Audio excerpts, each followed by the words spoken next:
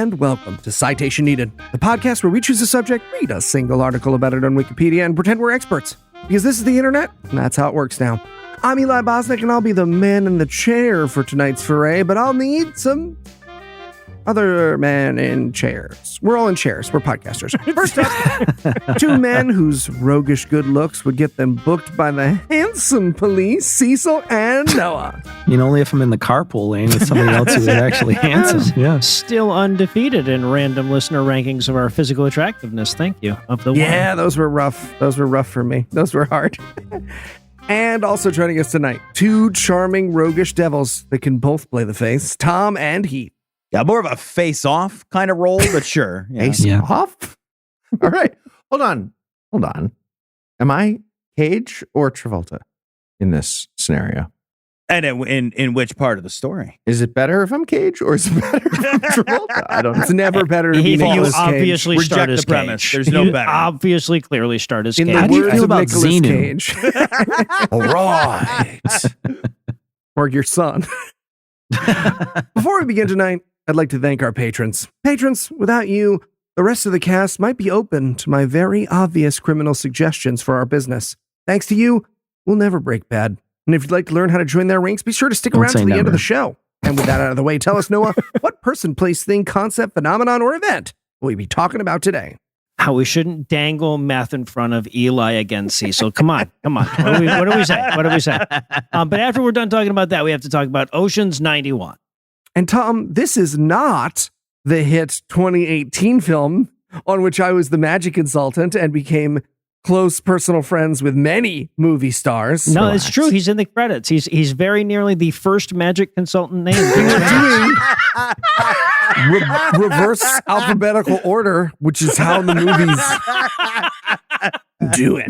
You never introduced me to Aquafina.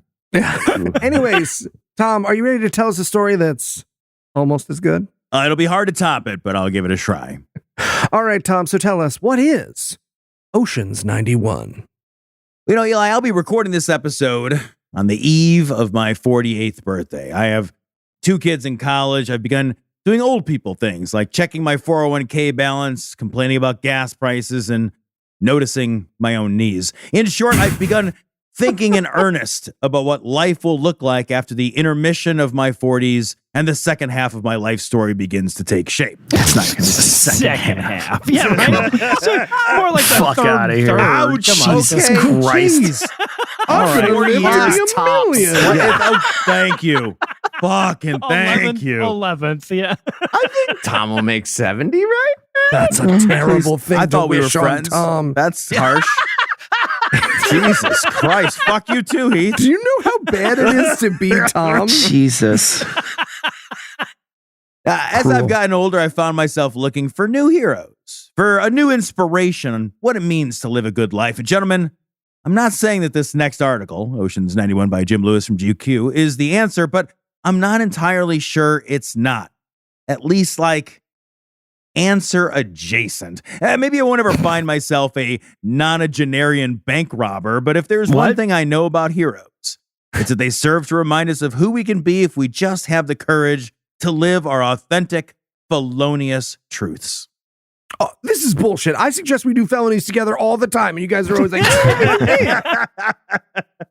Me and Cecil are going to do some felonies together. I'm excited. what? Go to Canada. Are they Canadian felonies or U.S. felonies? Both. Yeah. What? Oh, Yep. Canadian felonies are the funnest. Are you kidding? The girl behind the teller window said to the man standing on the other side of the glass. It was the morning of You're August the 90. 12th, 2003. Soon after the First American Bank of Abilene, Texas had opened, and the man who had walked in crossed the floor to her station and handed her an envelope with the word robbery written on it in red marker. He was Okay, tall. That's pretty funny. And he was wearing a blue baseball cap and a black long sleeve shirt. And at first, the teller didn't understand what was happening. What do you mean? She asked. And the man got irritated and told her to go over to her drawer and put the money in the envelope he'd given her. And that's when she said to him, "Are you kidding?" All right, everyone. Thanks so much for attending. This mandatory robbery is the only thing about our job training. Due to a recent incident, we'll be going over what a robbery is again. Michelle, eyes on me. Look, in her defense, what is this fucking bank robbery minimalism? You can't just hand over a fucking note with the crime you want to commit. You still have to commit the fucking crime. That's fair. Yeah, stop mailing me those murder envelopes, Eli. It's not working. I'm fine. He wasn't kidding at all. Fine. Well, okay, it's hurting. Yeah. Feels like it's working. He wasn't kidding at all. His name was J.L. Hunter Roundtree, and he pointed at her station and demanded again that she put the money in the envelope. Still, the teller couldn't quite believe it. She turned to another teller who was standing nearby and said, "I'm getting robbed. Is he kidding?" The other girl told her to go ahead and put the money in the envelope. 20s, 10s, 5s, and 1s, plus a little bait money, marked so that it could be traced back to the bank. It came to just under $2,000. As the teller tripped the silent alarm, the robber turned and walked out of the bank, got into a white Buick Century, and drove away. They gave him a bag with $2,000 and a note that just reads "alarm" on all caps in it. Okay, that was so fucking easy. Today I learned there should be way more bank robberies than there actually Well, are. let's see how this works out for him. Here's what made the teller balk. The scalp around his cap was bald and liver spotted. The body under his It's the shirt perfect was crime. Heath will never be caught. The body under his shirt was thin and stooped. One of the other tellers would tell the police that he looked to be in his 70s or 80s. The teller he robbed thought he was about 80. They were off by at least a decade. Roundtree, known as Red to almost everyone who knows him, was born in 1911, just 1 year after Bonnie and 2 years after Clyde. He was married at 20, a millionaire at 50, bankrupt at 60, widowed at 70, and only then, when most men are luxuriating in the relief of their retirement, did Red Roundtree begin his second career. He began robbing banks in his 80s. He was finishing up a 3-year sentence in a federal prison in Florida when he was 90.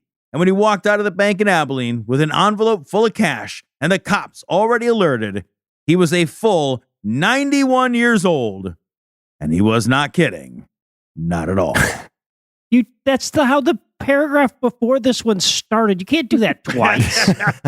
Okay, did Werther's get more expensive since last we checked the butterscotch things? Did those? Okay, I get it with this guy, though. It's kind of like I want my last check to bounce. Like, I want my last crime to be pending prosecution. Like, do a crime, right? I mean, and also there's a point in life where like a stiff fine is worse than a life sentence, right? Like, I guess.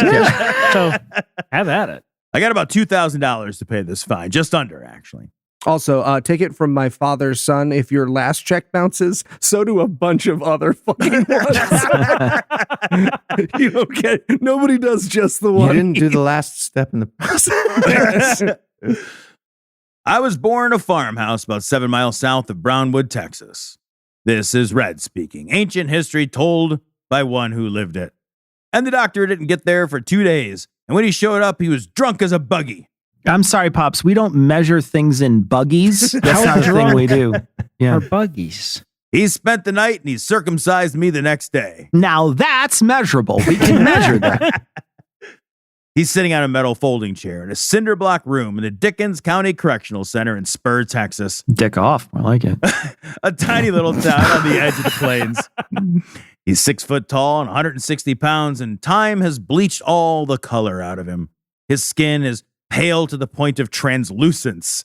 His beard is white, and he walks with a metal cane. He stares through thick glasses, not maliciously, but with the fixed uncertainty of the aged. Stupid slack-jawed, open-mouthed old people. Am I right, everybody? Jesus Well, Christ. I don't know, man. I feel like fixed uncertainty of the aged is the politest possible way to say 90% sure he doesn't know where the fuck he is right now.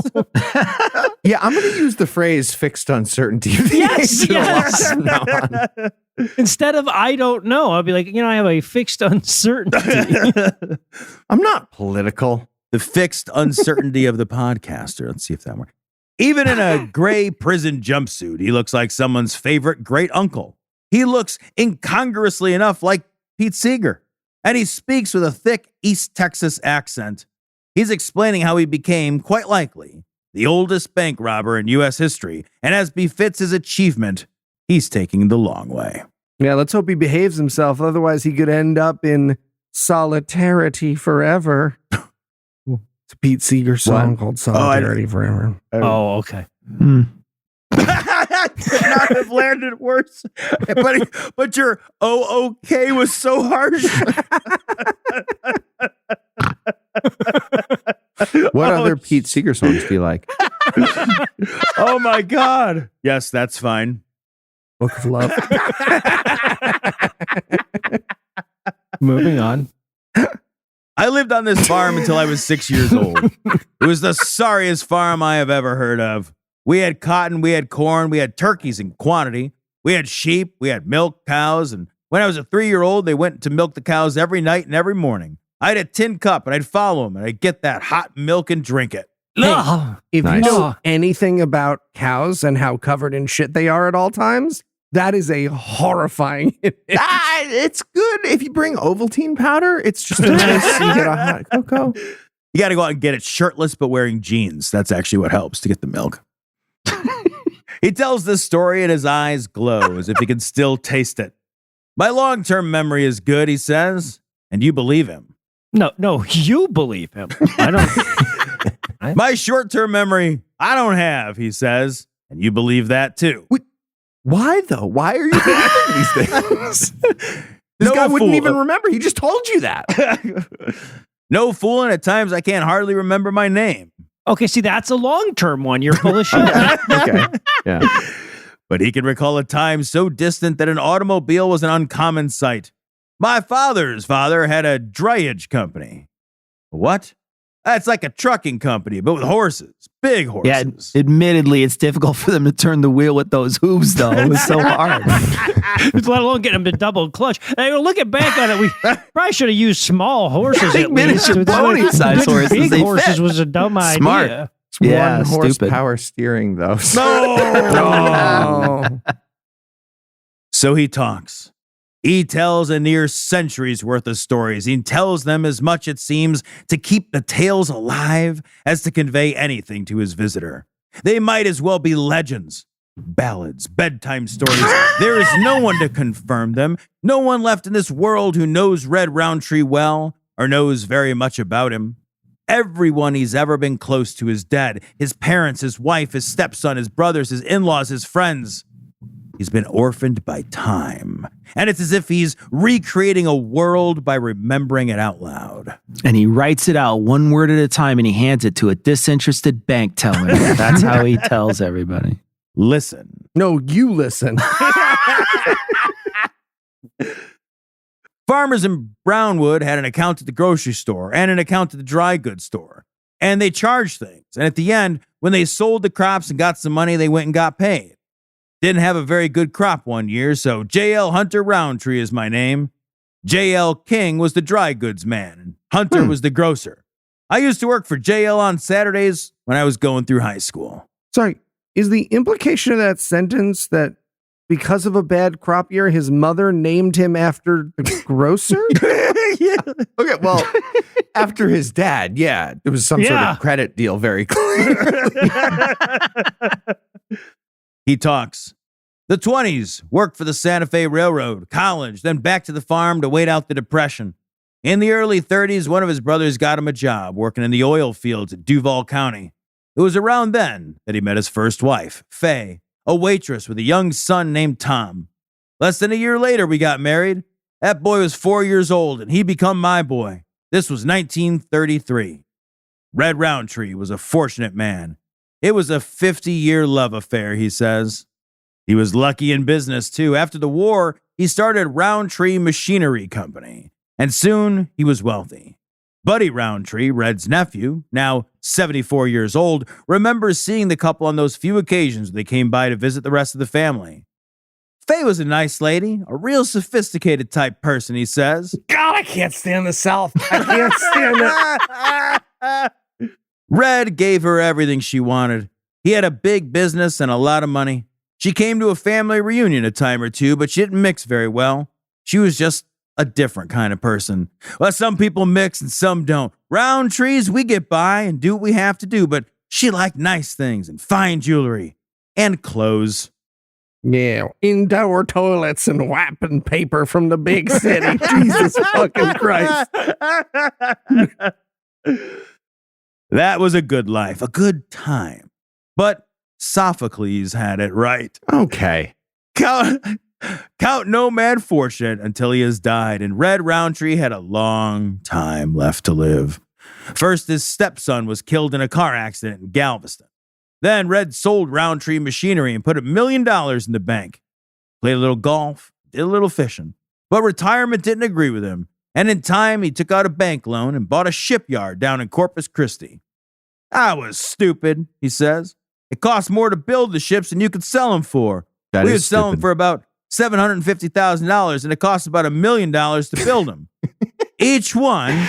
So yeah, I pivoted to ships plus bank robbing, and then I was in the black. Then the damn bank pulled the note on me. I could have made the payment. I could have complied with my obligations to the bank. The lawyer for the bank, I hated him. The judge just said, pay up. He was cruel. The bank called in the note. Now I had to go bankrupt. Yeah, the banknote was just a piece of paper with the word ship written on it. So it was like a whole thing. So to be super clear here, like, no, the fuck he couldn't. Right? Yeah. Right. Like, so the first half of this thought is, well, I was losing $250,000 to sale, but the next sentence is, I could have made that work, though. No, the fuck you couldn't. How are you? Unless Robin Banks was already in the prospectus. Okay, he's losing money, but he can make it up in volume. If he loses money a lot, it'll If he come around loses full enough circle. money. We Yeah. can grow our way out of the recession. It's cool. Anybody got a spaghetti tree? Bankrupt. And then his wife got lung cancer. It was the roughest year I spent in my life. The last year she was alive, I didn't get 20 feet from her. I didn't try to do any business. I spent all my time with her. I missed a bunch of podcast records. Oh, Jesus, dude. Red was 75, widowed, alone, restless. What's a man to do? He leans in to tell this part, half proud of the memory. It is, after all, where the road to notoriety begins. He falls over from leaning too much. And dies. I went crazy, he says. I did crazy things. First among them was marrying a 31-year-old woman who'd picked him What? up in a bar in Houston. An act so benighted that these days Red can't remember her name. Before I met her, he says, I thought the way you got drugs was you went to the doctor and got a prescription, went to the drugstore and got drugs. She taught me different. She had a bad drug problem. After 6 months of being with her, I started doing drugs with her. I did marijuana, cocaine, rock. I smoked crack. I never did do much heroin. I was afraid I'd get strung out. Okay. Pretty sure he just started doing drugs and now he's pretending he was married to the dealer, right? Well, I mean, he didn't do enough drugs to know that rock and crack are the same thing. So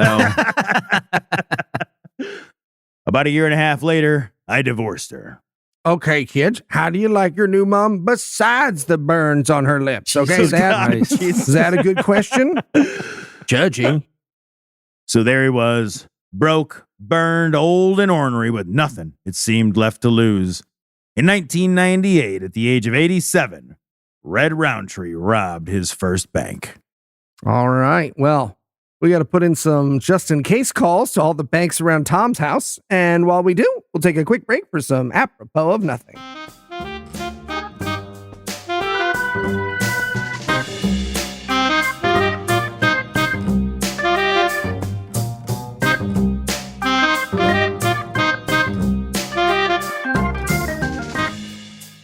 Red?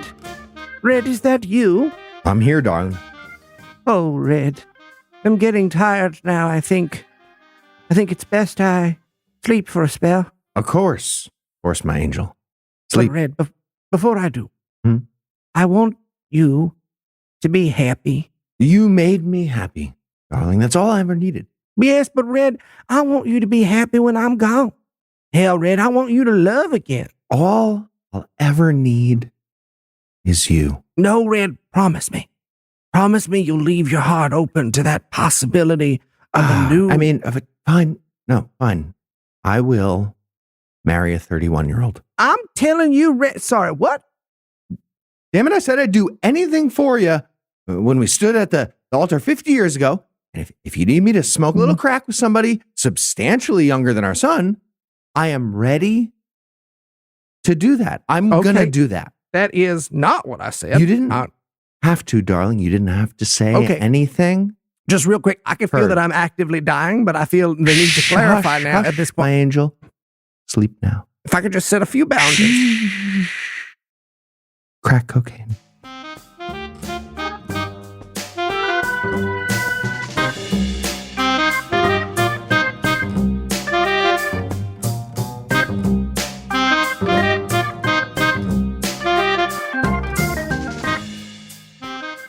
But they didn't back the lady who did the stances? No, I think people weren't really into her. I liked her. Really? I'm an ironclad guy. Sure, Ironclad is great. Hey, fellas. Have you met Jingle Jangle, my new girlfriend? Oh, no, I don't think we've had the pleasure. Well, get used to it because you're going to be seeing a lot of each other. We are in love. In love, huh? 100%, Tom. Love. If you love your money, you should try Mint Mobile. What's Cecil? Maybe let the lady have a point. You say, what's Mint Mobile with a pause like that? We talked about this. Remember the point thing I was saying? Is it? Okay. I mean, I wish you would listen to the stuff that I think is important. Cecil, you know, it's fine. You can go ahead. You sure? I mean, if Changly wants to, it's Jingle Jangle. Just go, Cecil. Sorry. Okay. What's Mint Mobile? Mint Mobile is here to rescue you with premium wireless plans starting at $15 a month. All plans come with high-speed data and unlimited talk and text delivered on the nation's largest 5G network. Okay, baby. Okay. Well, I'm almost done. And then, no. And then we will go to Orange Julius. Absolutely. Cool. I love you. But Heath, do I have to change my number? Nope. Bring your own phone and number, activate with eSIM in minutes, and start saving immediately. No long-term contracts, no hassle. Like a brand new, awesome girlfriend. Jesus, something's wrong with you, dude. What? I'm just saying. But Heath, awesome. Have you actually tried it? I sure have. Switched to Mint Mobile when they become a sponsor. Because there was an incident where someone had blocked my number, but I needed to speak to them. That's why I, Heath Enright, personally endorse Mint Mobile. All right, Heath, I'm sold. Where do I sign up? You like your money? Mint Mobile is for you. Shop plans at mintmobile.com/citation. That's mintmobile.com/citation. Upfront payment of $45 for 3-month, 5-gigabyte plan required, equivalent to $15 a month. New customer offer for first 3 months only, then full price plan options available. Taxes and fees extra. See Mint Mobile for details.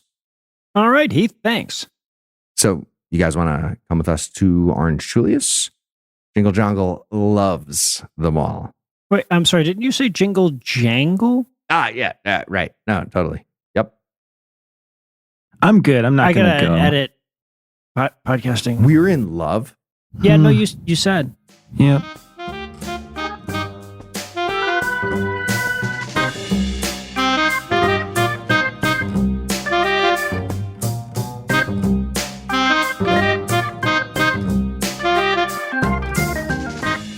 This message is sponsored by Raycon. And then she said she wanted to give things a chance with her ex. I'm really sorry to hear that, buddy.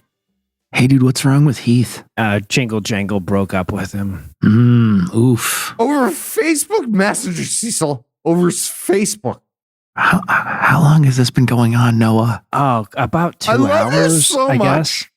Oh my God, 2 hours? Really? How can you stand it, man? Well, I've got the Raycon's Everyday Earbuds Classic. The active noise cancellation helps block out background noises so I can stay locked in whether I'm listening to music, catching up on podcasts, or taking calls. Everything sounds clear and immersive, which makes it easier to stay present and focused. I think it's because your friends didn't like me. And right now, you can get them 20% off. 20% off. That's I great. didn't want to go see Five Nights at Freddy's. I didn't want to see it. Here's the kicker. Raycon delivers the same premium audio quality as the big brands, but at half the price. Add in over 3 million happy customers and a 30-day happiness guarantee, and there's zero reason to overpay. I overpaid for those ankle tattoos we got too. So much. I've been using my Raycons pretty much every day since I got them. That's why I, No Illusions, personally endorse Raycon Everyday Earbuds Classic. All right, Noah, I'm sold. Where do I sign up? The Everyday Earbud Classics are perfect for refreshing your routine this spring. Go to buyraycon.com/citation to get 20% off. Thanks, Raycon, for sponsoring. I'm going to call her. I think I'm going to call her. Give me that phone. Don't you call her, Give me dude. my phone. No. Yeah, get off me.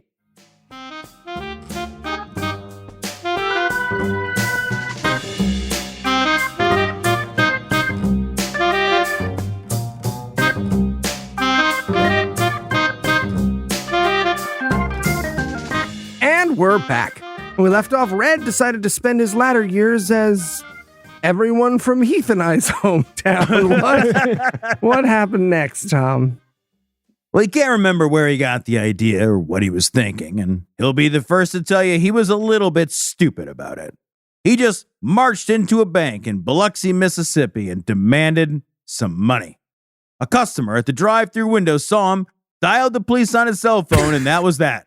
They caught me real quick, says Red. Oh, man. Back to the drawing board, I guess. So, fuck, I got to get a drawing board. I didn't plan. I was given a 3-year sentence, and it was suspended, and I was banned from the state of Mississippi. But while he was locked up, he learned a thing or two. I stayed in jail before I had my trial, and one of the world's most famous bank robbers was in that jail. He taught me how to rob banks. It's the easiest thing in the world. Yeah, it turns out you just have to write the name of a crime on an envelope and then... Do you think the state of Mississippi thinks they're punishing people when they're like, you can't come back here? I was going to say. No. I went back to Houston after I got banned from the state of Mississippi, and I found myself a girlfriend. I sent her to a teller school in Houston with a tape recorder in her purse. And one of the things they tell the girls is that if somebody tells you they're What? robbing the bank, do exactly what they tell you to do and don't get hurt. Okay, but he needed to confirm, like, for himself with secret audio. I also love the idea of teller school. Like, that's not a thing. There's no teller school. He never even needed a gun. All he had to do was walk in and pass the note and walk out again with a few $1,000s. So he robbed some more. He won't say how many or how much money he got away with, but he's happy to share a couple of tips. One of the things that you do to rob a bank is pick a place a long ways from where you live. When you successfully rob a bank, don't ever go back to that town. Never. And don't ever tell anybody that you robbed a bank.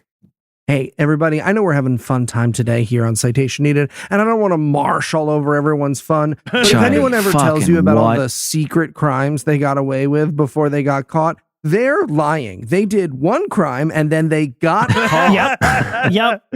See, I don't want to say how many banks I robbed because it actually might make me look too cool. I don't want to look too cool. Still, he got caught again a year after the arrest in Biloxi, this time in Florida.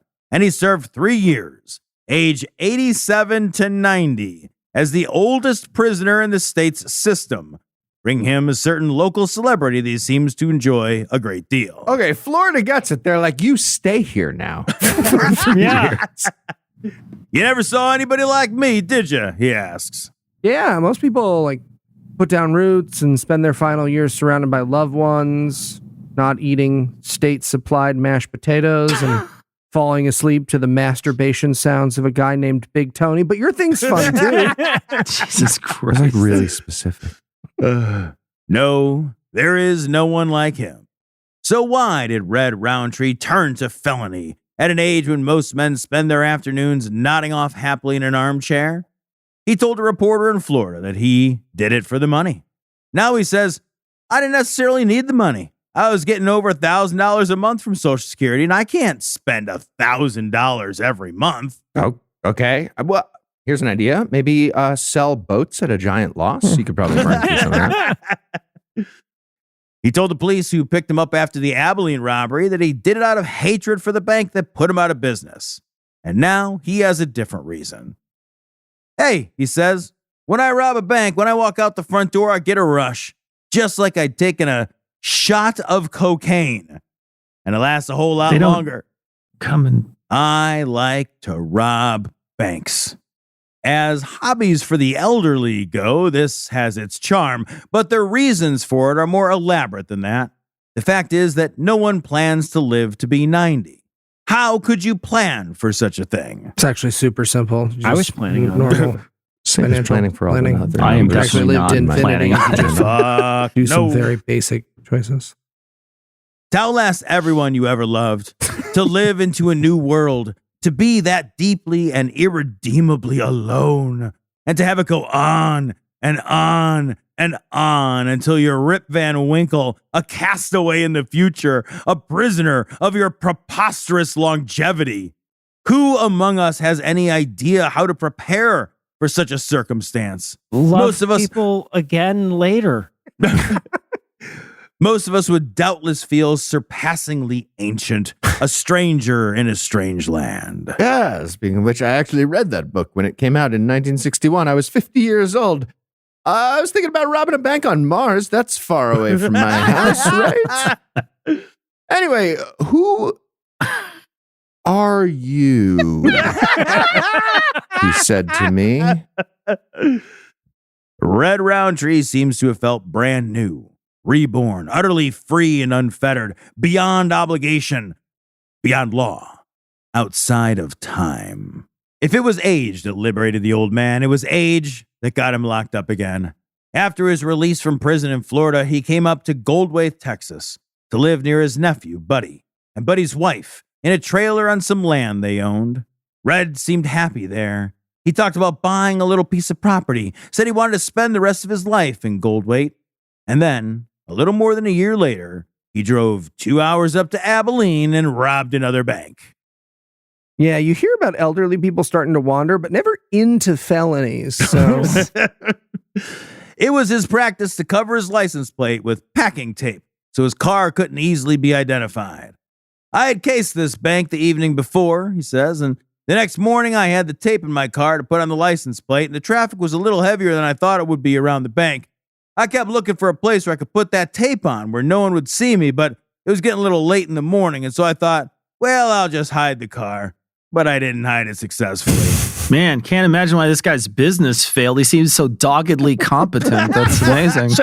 I'm dying to know what incompletely hiding his car looked like, right? Is he trying to set it up to make it look like he was reading a newspaper? Put a fucking a tablecloth and a vase on it or something? I don't. He just put an envelope on it that says not a car. Hidden. I put a leash on it, tied it to a telephone pole. Just- told everybody he was Just friendly. peeking out from behind a tree trunk. It's just right, perfect. Yeah. Also, too much traffic, and he couldn't get a spot. Like, just wait. Like, you weren't going to a shift at the bank. You're robbing it whenever you want. Well, I You didn't got want to to miss wait the for a early spot. bird breakfast Yeah, at Old Country Buffet. The Rudy Tooty Fresh and Fruity's half off on Thursdays if you get there before 11. That's the real highway Okay, Tom robbery. actually made a really good point just now. Yeah, no. I withdraw what I said. Actually, he didn't hide it at all. He seems to have had a brain fog, what he calls a little spell. And instead of taking pains to cover his tracks, he blithely parked outside the bank, went in, held the place up, walked out to his car, and drove away. His license plate in plain sight. He told me he actually walked up to the camera and put tape over it, but that's nothing. So, yeah, he got caught pretty easily. A bulletin went out on the police radio, and he was spotted on a road leading out of town. He was going 90 miles an hour, heading south on Highway 83 when they caught up with him, and he pulled over and surrendered without a fight, quickly admitting his guilt. See, nowadays a guy like Red would just be posting racist stuff on Facebook that really embarrassed his family. What I'm saying is I like the bank things better. It's a better time. Festive. That judge hasn't sentenced Red yet, but it's unlikely he'll ever be free again, and he knows it. Still, jail's not so bad. I tell you, they've been good to me here, he says, and he'll probably be moved to a special federal facility for elderly prisoners up in Fort Worth. Red Roundtree, farm boy, husband, businessman, bank robber. His I'm race is genuinely worried that Tom's takeaway from this is like, hey, once I'm old, it's probably pretty cool to go. your Be fun. takeaway is different then. Okay. All right. We'll have to talk after this record. His race is pretty much run now, but he doesn't seem unhappy about it. When he dies, he says, I'm going to be buried next to Faye and Tom in Houston. I've owned that plot for 50 years. I want the cheapest box they can buy. What's more, although the Baptist boy has turned into a somewhat less devout man, he still believes in heaven, and he believes he's going there. I can't find a place in the Bible that tells me it's wrong to rob banks. Haven't looked very hard. Thou shalt not steal? Okay, it's stealing, he says. And then his eyes light up again. But it's fun stealing. Don't have fun is also in there, like a Yeah. lot, like a whole bunch. Yeah. Okay, when I'm out of prison, I'll go to a bank and I will flip over one of their tables with those check slips on it. So that's Jesus there. But I'm taking a pen. Those are free. They have to let you take the pen. Red has been having a lot of fun these past 15 years, and it's hard not to admire him for it. Well, it's easier for some than others, I guess. How bad is your life that you're like 90-year-old man in maximum security prison? That's the life. We're not all putting away on the 401k, you know, like well, market's down. Everyone you love is dead. Ooh, yummy. The banks don't like him, and his nephew's a little irked at him. But even the cops who arrested him and the FBI agent who made the case against him speak of him as an interesting old guy. He says he's had a hell of a good life. And it seems appropriate to ask him, how? How do you live that long? What is the trick to keeping happy? Be mean and contrary, he says slowly. And then he laughs, because after all, he's only kidding. He has dementia. Okay, so if you'd like to summarize what you learned in one sentence, what would it be? And contrary. Age is just a number. Sometimes it's an inmate number, but it's still just a number. And are you ready for the quiz? I am. Okay, Tom. What is the best heist caper in the Bible? A, the Doubting Thomas Crown Affair. B, We Three Kings. C, Pulp Crucifixion. Or D, the Italian Job. Oh, the Italian Job. Well The done. Italian Job. Oh, that's good. It's good. But I'm going to go with the Doubting Thomas Crown Affair. Correct. Yes, nailed it by guessing. Okay, so Thomas, as appealing as robbing banks are as a retirement plan, it won't really be viable for us because the banks won't last that long. So, given the current trajectory of American society, what would be our best retirement plan option? A, mastering walker-based martial arts for the breadline riots. That's a good one. B, learning to use dentures like ninja stars. Still C, like personal experience. befriending unhealthy preppers. Or D, high cholesterol. High cholesterol is my plan. Yeah, Bacon to the no. rescue, Yeah, bitches. too, baby. Yeah. Here we go. Hacking Bitcoin wallets. Also, I'm thinking about becoming a prepper. So there you go, everybody. How's your health? Not great. Not great. Noah, we got our first one. Your first one. All right, Tom, one more for you. So if Red doesn't steal Ocean's 91 like he fucking steals everything else, what's the title of his memoirs? A, Heist on a Cracker. Because, you know, crack and white. B, Great Grand Larceny. Or C, Bygone in 60 seconds. Nice. I like heist on a cracker. I prefer a joke that needs to be explained a little. Well, you are correct about that, and you're Unless correct it's a about the super answer. cool Pete Nailed it. Seeger reference, then you fucking clam right up. Oh, shit. Irish Okay. motherfucker. Tom wins. What did I say? Tom wins. All right. Heath, we'll get an essay from you next time. All right. Well, for Tom, Noah, Cecil, and Heath, I'm Eli Bosnick. Thank you for hanging out with us today. We'll be back next week. And by then, Heath will be an expert on something else. Between now and then, you can listen to our shows in the other podcast places. And if you'd like to help keep the show going, you can make a per episode donation at patreon.com/citationpod or leave us a 5-star review everywhere you can. And if you'd like to get in touch with us, check out past episodes, connect with us on social media, or check the show notes. Be sure to check out citationpod.com. All right, you guys ready to watch me jump the dirt bike over the creek? Fuck yeah, baby. Show me what you can fucking do. Are you sure this is what Mom wanted instead of a funeral? I mean, that's what Dad said. I guess. Let's fucking do this thing. Fuck yeah, baby. Let's fucking do it. Fuck yeah. I love you.